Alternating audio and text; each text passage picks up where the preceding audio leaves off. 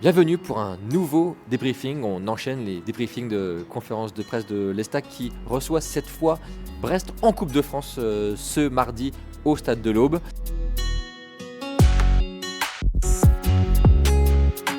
Avec une question, les Troyens ont-ils récupéré de leur performance samedi contre Caen de cette victoire 3-0? C'est la question qu'on a posée au défenseur Ismaël Boura. Il répond. Ouais, on est resté au stade, les titulaires. On a fait les soins avec les kinés. On a pris notre temps pour bien récupérer, pour préparer ce match. Le coach il a tout mis en œuvre pour qu'on récupère bien. Et les séances, c'était court. Et après, il y a juste les remplaçants qui ont un peu plus travaillé que les autres. Mais sinon, c'était bien. Et forcément, l'autre grande question de ce rendez-vous, c'est quelle équipe va aligner Stéphane Dumont pour cette rencontre, sachant donc que l'Estac a joué samedi contre Caen et qu'elle va à Martigues, un autre match important face à un mal classé de Ligue 2, vendredi soir. Donc très vite après ce match de Coupe de France.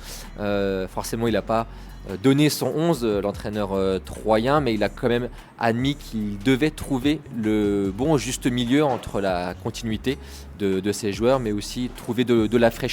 Il y a un équilibre à trouver entre une forme de continuité, amener de l'énergie, de la fraîcheur, mais en même temps, voilà, je considère que l'équipe, à travers son match de samedi, avec l'énergie entretenue au regard du contenu, du résultat, de l'ambiance, fait que voilà, on est plutôt bien.